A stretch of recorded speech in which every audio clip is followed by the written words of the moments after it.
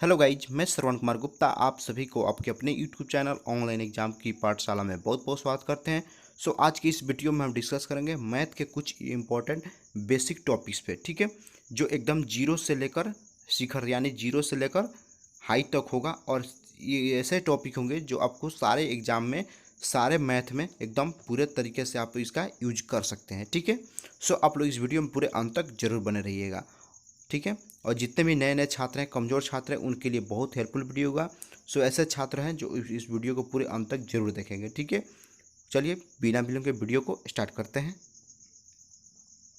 चलिए topic start करते हैं और देखते हैं क्या। सबसे पहले देखते हैं नंबर एंड नंबर सिस्टम, संख्या और संख्या पत्ती के बारे में कुछ जान लेते हैं।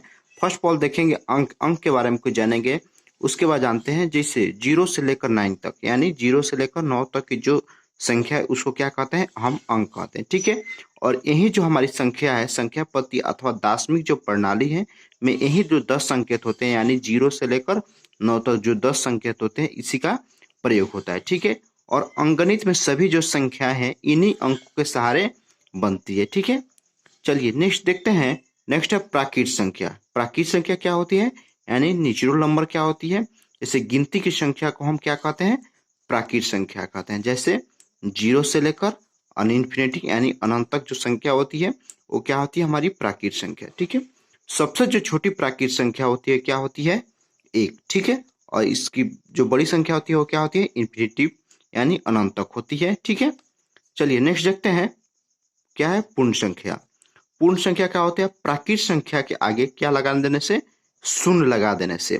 प्राकृत संख्या के आगे शून्य शामिल करने से प्राप्त संख्या परिवार को, ठीक है, डिजिट फैमिली को पूर्ण संख्या की श्रेणी में हम लोग कहते हैं। जैसे 0, 1, 2, 3, ठीक है, ऐसे, ठीक है।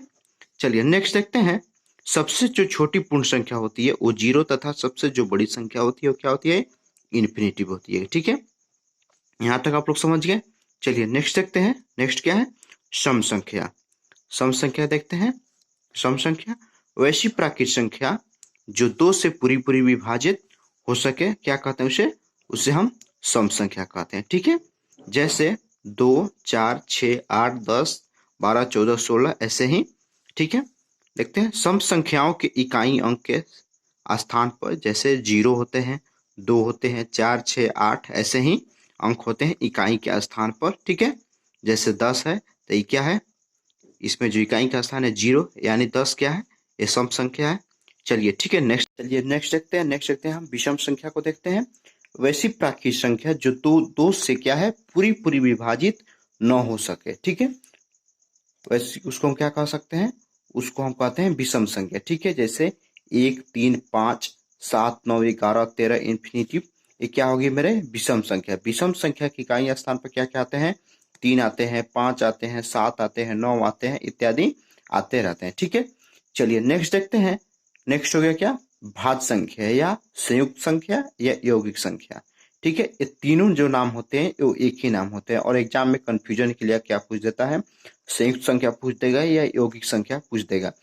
इसे तीनों को आप लोग को ध्यान में रखना होगा, ठीक है। चलिए देखते हैं। वैसी प्राकृत संख्या जो एक और स्वयं के अलावा किसी भी दूसरी संख्या से पूर्णतः विभाजित हो, भाज्य संख्या कहलाती है, ठीक है।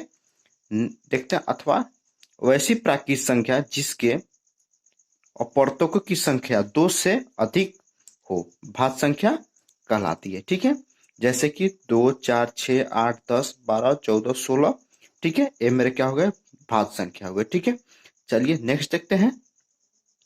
नेक्स्ट देखते हैं। नेक्स्ट क्या है, अभाज्य संख्या या संयुक्त या ऋण संख्या। ये तीनों का नाम होता है, तीनों का नाम एक ही होता है, लेकिन एग्जाम में कंफ्यूजन करने के लिए ऋण संख्या दे देगा या संयुक्त संख्या दे देता है, ठीक है। तो इससे बचने के लिए हम तीनों को ध्यान में रखेंगे। इसका हम डिफिनेशन देख लेते हैं। एक से बड़ी, यानी एक से बड़ी प्राकृत संख्या जो एक और स्वयं के अतिरिक्त किसी भी दूसरी संख्या से पूर्णतः विभाजित नहीं हो, क्या हो, एक और स्वयं के अलावा किसी भी संख्या से पूर्णतः विभाजित नहीं हो, क्या कहलाता है, अभाज्य संख्या कहलाती है, ठीक है। अथवा वैसी प्राकृत संख्या, ठीक है, जिसके दो ही अपवर्तक यानी एक और स्वयं, ठीक है, दो ही अपवर्तक हो, उसे क्या कहते हैं, अभाज्य संख्या कहते हैं, या संयुक्त और संयुक्त संख्या कहते हैं, या ऋण संख्या भी कहते हैं। ठीक है, जैसे कि 2, 3, 5, 7, 11, 13, 17 जैसे कि 97 तक, जिसमें 1 से 100 तक कुल अभाज्य संख्याओं की संख्या कितनी होती है, 25 होती है। बार बार एग्जाम में पूछा जाता है। ठीक है, तो आप लोग इसको ध्यान में रखेंगे। ठीक है, नेक्स्ट देखेंगे क्या है, जुड़वा अभाज्य संख्या। ये क्या होता है, जिन दो अभाज्य संख्याओं के बीच का जो अंतर है 2 हो तो क्या संख्या कहलाती है, वो जुड़वा अभाज्य संख्या कहलाती है। जैसे कि 3, 5 इसके बीच का अंतर 2, 5, 7 बीच का अंतर 2, 11 और 13 बीच का अंतर 2, 17 और 19 बीच का अंतर 2। ठीक है, 29, 31 बीच का अंतर 2। ठीक है, ऐसे ही इसको हम क्या कहते हैं, इसको हम जुड़वा अभाज्य संख्या कहते हैं। ठीक है, चलिए नेक्स्ट देखते हैं। नेक्स्ट है स्वअभाज्य या असहअभाज्य। ठीक है, जिन दो प्राकृत संख्याओं का महत्तम समवर्तम 1 हो तो, ठीक है, तो दोनों संख्या स्वअभाज्य संख्या कहलाती है। ठीक है, जैसे कि 4 और 5। ठीक है, 5 और 7, 4 और 9। ठीक है, स्वअभाज्य संख्या ए हो गए। ठीक है, नेक्स्ट होता है स्थानीय मान या अंक आकस्मिक मान। ठीक है, स्थानीय मान या आकस्मिक मान, अंक से जो संख्या निरूपित होती है। ठीक है, किसी भी जो संख्या के जो अंक से निरूपित होती है वही उसका क्या कहलाता है, स्थानीय मान कहलाती है। ठीक है, स्थानीय मान परिवर्तन से अंकों के स्थानीय मान भी परिवर्तन होता है। जैसे कि 432 में अंक कितने हैं, 4, 3, 2 का स्थानीय मान क्या होगा, 430 और 2 होगा। ठीक है, अंकित मान देखते हैं, अंकित मान के बारे में। अंकित मान या वास्तविक मान, ठीक है, किसी संख्या में, ठीक है, किसी संख्या में किसी भी अंक का अंकित मान वही अंक होता है। ठीक है, जिसके स्थान परिवर्तन में अंकों के अंकित मान में परिवर्तन नहीं होता है। ठीक है, जैसे कि 5, 7, 6 जिसमें क्या होगा, 5, 7, 6 का अंकित मान कितना होगा, उतना ही होगा, 5, 7, 6 होगा। ठीक है, चलिए संख्या के बारे में कुछ हम जान लेते हैं। सबसे पहले देखेंगे बड़ी संख्या। एक अंक की जो सबसे बड़ी संख्या होगी क्या होगी, 9। ठीक है, और जो 2 अंकों की सबसे बड़ी संख्या होगी क्या होगी, 9। जितने अंकों की बड़ी संख्या में लिखना होता है उतना ही हम क्या करते हैं, 9 लिखते हैं। ठीक है, अब देखते हैं छोटी संख्या।